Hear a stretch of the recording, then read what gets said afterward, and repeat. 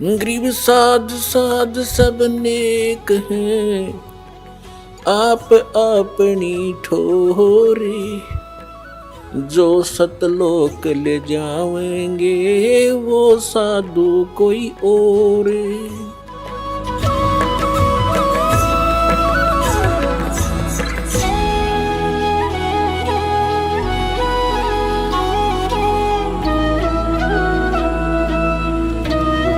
ಈಗ ಪ್ರಸಂಗ ನಡೆಯುತ್ತಿದೆ.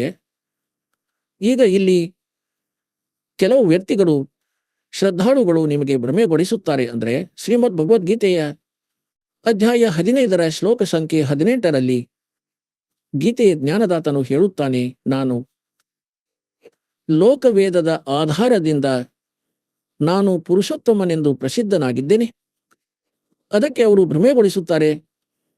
ಏನಂದ್ರೆ ರಾಮ್ಪಾಲನು ಇನ್ಕಂಪ್ಲೀಟ್ ಜ್ಞಾನವನ್ನು ಕೊಡುತ್ತಾನೆಂದು 17ನೇ ಶ್ಲೋಕದ ತನಕವೇ ಹೇಳುತ್ತಾನೆ. 18ರ ಬಗ್ಗೆ ಏಕೆ ಹೇಳುವುದಿಲ್ಲ? ಅದರಲ್ಲಿ ಸ್ವಯಂ ಹೇಳುತ್ತಾನೆ ನಾನು ಪುರುಷೋತ್ತಮನೆಂದು. ಒಂದೊಮ್ಮೆ ಅದನ್ನು 18ನೇ ಶ್ಲೋಕವನ್ನು ನಾವು ಫೈನಲ್ ಎಂದು ನಂಬಿದ್ದರೆ 17ನೇದು ತಪ್ಪಾಯಿತು. ಏಕೆಂದ್ರೆ ಅಲ್ಲಿ ಗೀತೆಯ ಜ್ಞಾನದತ್ತ ಹೇಳುತ್ತಾನೆ, ಆ ಪುರುಷೋತ್ತಮನಂತೂ ಇವರಿಬ್ಬರಿಗಿಂತ ಯಾರೋ ಬೇರೆ ಇದ್ದಾನೆ. ಮತ್ತು 18ರಲ್ಲಿ ಏನು ಹೇಳುತ್ತಾನೆ? ನಾನು ಗೀತೆ ಜ್ಞಾನದಾತ ಯಾರು? ಇವನು ಶ್ರೀಕೃಷ್ಣನಲ್ಲ. ಶ್ರೀಕೃಷ್ಣನಲ್ಲಿ ಪ್ರವೇಶಿಸಿ ಇವನು ವಿಷ್ಣುವಲ್ಲ. ಶ್ರೀಕೃಷ್ಣ ಅನ್ನಿ ಅಥವಾ ವಿಷ್ಣು ಅನ್ನಿ, ಇದನ್ನು ಹೇಳುವವನು ಶ್ರೀಕೃಷ್ಣ ಅಥವಾ ವಿಷ್ಣುವಲ್ಲ. ಇವರ ಒಳಗೆ ಇವರ ತಂದೆ ಆ ಶರಪುರುಷನು ಪ್ರತಿಜ್ಞೆ ಮಾಡಿದ್ದಾನೆ. 7ನೇ ಅಧ್ಯಾಯದ 24-25ನೇ ಶ್ಲೋಕದಲ್ಲಿ ಹೇಳಿದ್ದಾನೆ. ಅವನು ಸ್ವಯಂ ಹೇಳುತ್ತಾನೆ, ನಾನು ನನ್ನ ಯೋಗ ಮಾಯೆಯಿಂದ ಅಡಗಿರುತ್ತೇನೆ. ಈ ಬುದ್ಧಿ ಇಲ್ಲದವರು, ಮಂದ ಬುದ್ಧಿಯ ಜನರು ನನಗೆ ಆಸ್ ಎ ಕೃಷ್ಣನೆಂದು ನಂಬಿರಬಹುದು. ವ್ಯಕ್ತಿಯ ರೂಪದಲ್ಲಿ ನಿಂತಿರುವೆ ಎಂದು ನಂಬಿರಬೇಕು. ನಾನು ಕೃಷ್ಣನಲ್ಲ. ನಾನು ವ್ಯಕ್ತಿ ರೂಪದಲ್ಲಿ ಎಂದಿಗೂ ಬರುವುದಿಲ್ಲ. 4ನೇ ಅಧ್ಯಾಯದ 9ನೇ ಶ್ಲೋಕದಲ್ಲಿ ಇವನು ಹೇಳುತ್ತಾನೆ, ನನ್ನ ಜನ್ಮ ಮತ್ತು ಕರ್ಮಗಳು ದಿವ್ಯವಾಗಿವೆ. ಈಗ ಇವನ ಕರ್ಮಗಳು ಹೇಗೆ ದಿವ್ಯವಾಗಿವೆ ಅಂದ್ರೆ ಮುಂದೆ ಬರುವುದಿಲ್ಲ. ಇವನು ಪ್ರತಿಜ್ಞೆ ಮಾಡಿಟ್ಟಿದ್ದಾನೆ. ಮತ್ತು ಇವನು ಯಾರಲ್ಲಾದರೂ ಪ್ರವೇಶ ಮಾಡಿ ತನ್ನ ಕಾರ್ಯ ಮಾಡಿ ಹೋಗುತ್ತಾನೆ. ಶ್ರೀಕೃಷ್ಣನಲ್ಲಿ ಪ್ರವೇಶ ಮಾಡಿ ಗೀತೆ ಜ್ಞಾನ ಈ ಕ್ಷರಪುರುಷನು ಕೊಡುತ್ತಿದ್ದಾನೆ. ಮತ್ತು ಇವನು ಹೇಳುತ್ತಾನೆ, ನನ್ನ ಅಧೀನ ಅಂದ್ರೆ 21 ಬ್ರಹ್ಮಾಂಡಗಳಲ್ಲಿ ಎಷ್ಟೆಲ್ಲ ಪ್ರಾಣಿಗಳಿವೆ, ಅವರಿಗಿಂತ ನಾನು ಉತ್ತಮನು, ಶ್ರೇಷ್ಠನು, ಬಲಿಷ್ಠನಾಗಿದ್ದೇನೆ, ಬಲವಂತನಾಗಿದ್ದೇನೆ. ಇದಕ್ಕಾಗಿ ಲೋಕವೇದದಲ್ಲಿ ನಾನು ಪುರುಷೋತ್ತಮನೆಂದು ಪ್ರಸಿದ್ಧನಾಗಿದ್ದೇನೆ. ಲೋಕವೇದ ಅಂದ್ರೆ ದಂತಕತೆ, ಅವರಿವರಿಂದ ಕೇಳಿದ ಮಾತುಗಳಿಂದ. ಈ ಕಾರಣದಿಂದ ನಾನು ಪುರುಷೋತ್ತಮ ಪ್ರಸಿದ್ಧನಾಗಿದ್ದೇನೆ. 15ನೇ ಅಧ್ಯಾಯದ 17ನೇ ಶ್ಲೋಕದಲ್ಲಿ ಸ್ಪಷ್ಟ ಮಾಡಿದ, ಉತ್ತಮ ಪುರುಷತು ಅನ್ಯ, ಅವನಂತೂ ಬೇರೆ ಯಾರೋ ಇದ್ದಾನೆ ಮತ್ತು ಅವನೇ ವಾಸ್ತವದಲ್ಲಿ ಅವಿನಾಶಿಯಾಗಿದ್ದಾನೆ.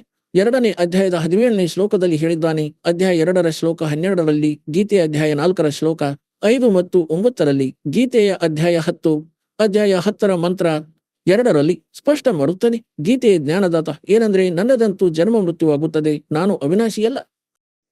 ಮತ್ತು ಗೀತೆಯ 2ನೇ ಅಧ್ಯಾಯದ 17ನೇ ಶ್ಲೋಕದಲ್ಲಿ ಹೇಳಿದ್ದಾನೆ, ಅವಿನಾಶಿಯಂತೂ ಅವನನ್ನು ತಿಳಿ ಯಾರು ಸಂಪೂರ್ಣ ಬ್ರಹ್ಮಾಂಡಗಳ ರಚನೆ ಮಾಡಿದ್ದಾನೆ, ಯಾರಿಂದ ಸಂಪೂರ್ಣ ಪ್ರಪಂಚ ವ್ಯಾಪ್ತವಾಗಿದೆ. ಆ ಅವಿನಾಶಿಯನ್ನು ಕೊಲ್ಲುವುದರಲ್ಲಿ ಯಾರೂ ಸಹ ಸಕ್ಷಮರಲ್ಲ. ಮತ್ತು ತನ್ನ ವಿಷಯದಲ್ಲಿ ಹೇಳುತ್ತಾನೆ, ನನ್ನ ನಿನ್ನ ಜನ್ಮ ಮೃತ್ಯುವಾಗುತ್ತಿರುತ್ತದೆ. ಹಾಗಾಗಿ 18ನೇ ಅಧ್ಯಾಯದ 62ನೇ ಶ್ಲೋಕದಲ್ಲಿ, ಅರ್ಜುನ ನೀನು ಸರ್ವಭಾವದಿಂದ ಆ ಪರಮೇಶ್ವರನಿಗೆ ಶರಣಾಗು, ಅವನ ಕೃಪೆಯಿಂದ ನೀನು ಪರಮ ಶಾಂತಿಯನ್ನು ಮತ್ತು ಸನಾತನ ಪರಮಧಾಮಕ್ಕೆ ಪ್ರಾಪ್ತನಾಗುವೆ. ಮತ್ತು ಇವನು ಸ್ವತಃ ಹೇಳುತ್ತಾನೆ. ಹಾಗೂ ಗೀತೆಯ ಅಧ್ಯಾಯ 15ರ ಶ್ಲೋಕ 1ರಿಂದ 4ರ ಸಾರಾಂಶವಾಗಿದೆ. ಉಲ್ಟಾನೆ ತಾಡುತ್ತಿರುವ ಪ್ರಪಂಚರೂಪಿ ಮರವಾಗಿದೆ. ಮತ್ತು ಯಾರು ಈ ಎಲ್ಲಾ ವಿಭಾಗಗಳನ್ನು ಹೇಳುತ್ತಾನೋ, ಅಂತೆಯೇ 4ನೇ ಅಧ್ಯಾಯದ 32 ಮತ್ತು 34ನೇ ಶ್ಲೋಕದಲ್ಲಿ ಹೇಳಿದ್ದಾರೆ, ಸಚ್ಚಿದಾನಂದ ಘನ ಬ್ರಹ್ಮನು ಅಂದ್ರೆ ಬ್ರಹ್ಮನ ಮುಖೆ, ಬ್ರಹ್ಮಣ ಅಂದ್ರೆ ಸಚ್ಚಿದಾನಂದ ಘನ ಬ್ರಹ್ಮನ ಮುಖದಿಂದ ಉಚ್ಚರಿತ ವಾಣಿಯಲ್ಲಿ ಈ ತತ್ವಜ್ಞಾನವನ್ನು ವಿಸ್ತಾರದಿಂದ ಹೇಳಲಾಗಿದೆ. ಅಂದ್ರೆ ಯಜ್ಞಗಳ ಬಗ್ಗೆ, ಯಜ್ಞ ಅಂದ್ರೆ ಧಾರ್ಮಿಕ ಅನುಷ್ಠಾನಗಳ ಮಾಹಿತಿಯು ವಿಸ್ತಾರದಿಂದ ಹೇಳಲಾಗಿದೆ. 4ನೇ ಅಧ್ಯಾಯದ 34ನೇ ಶ್ಲೋಕದಲ್ಲಿ ಹೇಳಿದ್ದಾನೆ, ಆ ಜ್ಞಾನವನ್ನು ತತ್ವದರ್ಶಿ ಸಂತನ ಬಳಿ ಹೋಗಿತ್ತಿರಿ. ಗೀತಾ ಜ್ಞಾನದಾತ ಹೇಳುತ್ತಾನೆ, ನಾನು ತಿಳಿದಿಲ್ಲ ಆ ತತ್ವಜ್ಞಾನವನ್ನು, ಗೊತ್ತಿದ್ರೆ 19ನೇ ಅಧ್ಯಾಯವನ್ನು ಬರೆಯುತ್ತಿದ್ದ. ಆ ತತ್ವಜ್ಞಾನ ಇದಾಗಿದೆ, ಕೇಳು ಎಂದು. ಹಾಗಾದರೆ ಅವನು ತತ್ವಜ್ಞಾನದಿಂದ ಪರಿಚಿತನಲ್ಲ.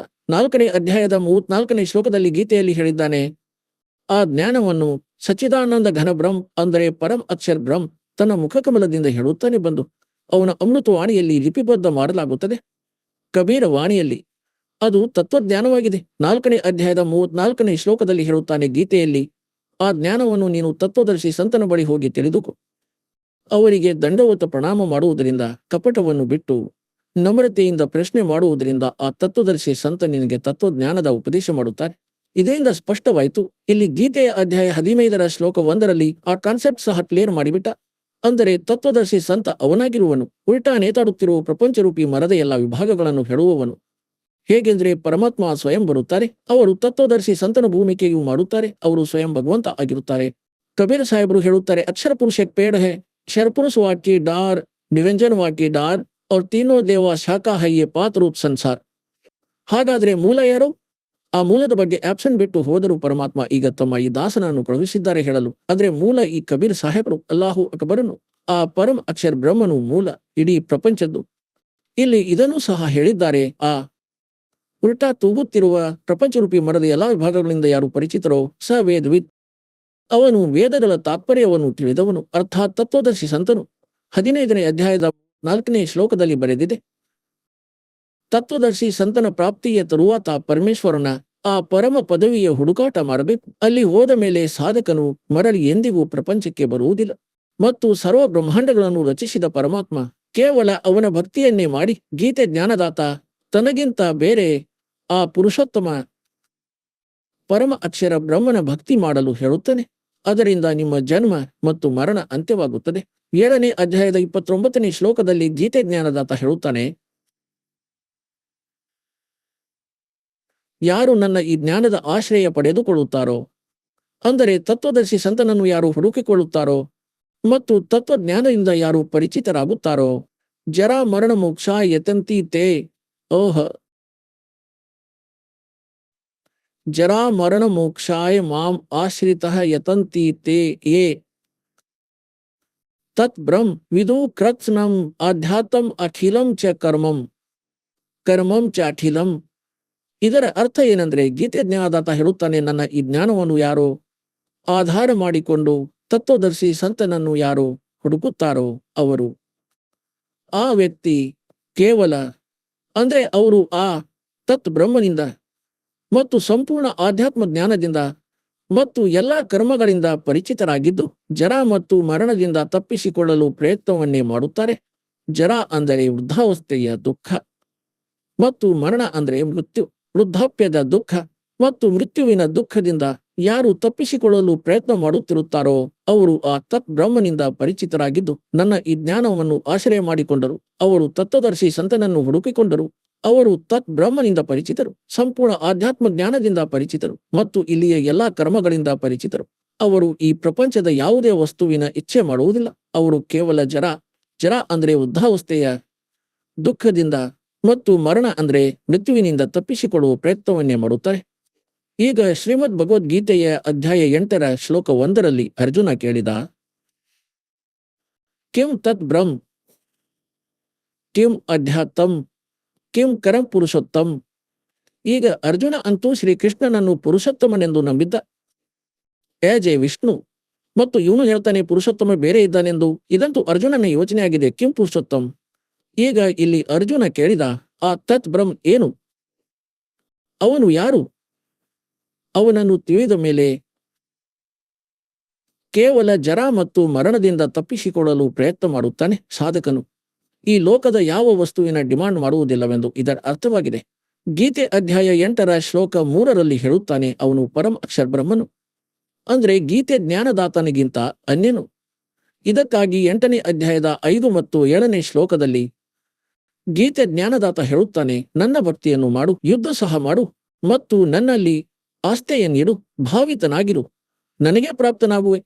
ತನ್ನ ಮಂತ್ರವನ್ನು ಹೇಳುತ್ತಾನೆ 8ನೇ ಅಧ್ಯಾಯದ 13ನೇ ಶ್ಲೋಕದಲ್ಲಿ, ಓಂ ಇತಿ ಏಕಾಕ್ಷರಂ ಬ್ರಹ್ಮ ವ್ಯಾಹರಣ ಮಾಂ ಅನುಸ್ಮರಣ ಯಹ ಪ್ರಯಾತಿ ತ್ಯಜನ್ ದೇಹಂ ಸಯಾತಿ ಪರಮಾಂ ಗತಿ. ನನ್ನದು ಅಂದ್ರೆ ಬ್ರಹ್ಮನಾದ ನನ್ನ ಕೇವಲ ಒಂದು ಓಂ ಅಕ್ಷರವಿದೆ, ನಥಿಂಗ್ ಎಲ್ಸ್. ಇದರ ಹೊರತು ಏನೂ ಇಲ್ಲ. ಉಚ್ಚಾರಣೆ ಮಾಡಿ ಸ್ಮರಣೆ ಮಾಡುತ್ತಾ ಯಹ ಪ್ರಯಾತಿ ತಜನ್ ದೇಹಂ, ಶರೀರವನ್ನು ಬಿಟ್ಟು ಹೋದವನು ಸಯಾತಿ ಪರಮಾಂ ಗತಿ, ಅವನು ಓಂದಿಂದ ಸಿಗುವ ಪರಮಗತಿಗೆ ಪ್ರಾಪ್ತನಾಗುತ್ತಾನೆ. ಓಂದಿಂದ ಏನು ಪ್ರಾಪ್ತಿಯಾಗುತ್ತದೆ? ಬ್ರಹ್ಮಲೋಕ ಸಿಗುತ್ತದೆ, ಏಕೆಂದ್ರೆ ಇದು ಬ್ರಹ್ಮನ ಮಂತ್ರ. ಗೀತೆ ಅಧ್ಯಾಯ 8ರ ಶ್ಲೋಕ 16ರಲ್ಲಿ ಹೇಳಿದ್ದಾನೆ, ಬ್ರಹ್ಮಲೋಕ ಪರ್ಯಂತ ಈ ಎಲ್ಲ ಲೋಕಗಳು ಪುನರಾವರ್ತಿಯಲ್ಲಿವೆ.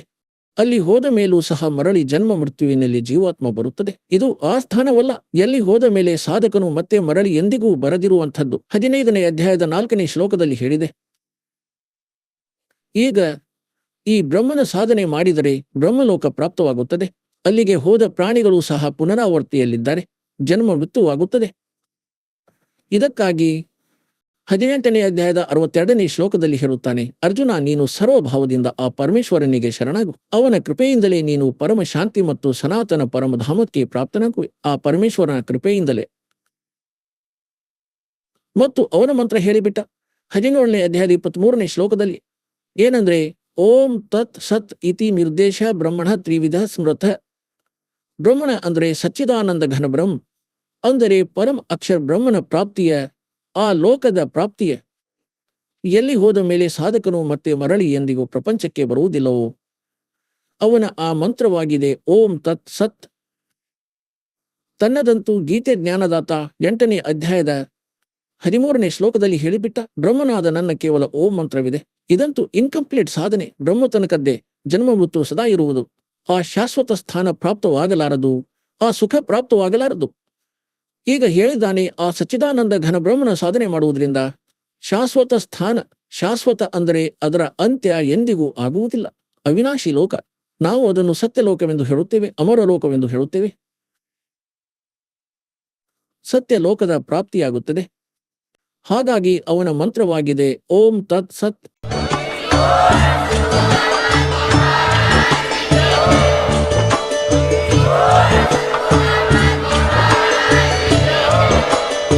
ನೀವು ಕೇಳಿದ್ದೀರಿ ಜಗದ್ಗುರು ತತ್ವದರ್ಶಿ ಸಂತ ರಾಮ್ಪಾಲ್ ಮಹಾರಾಜರ ಮಂಗಳ ಪ್ರವಚನ.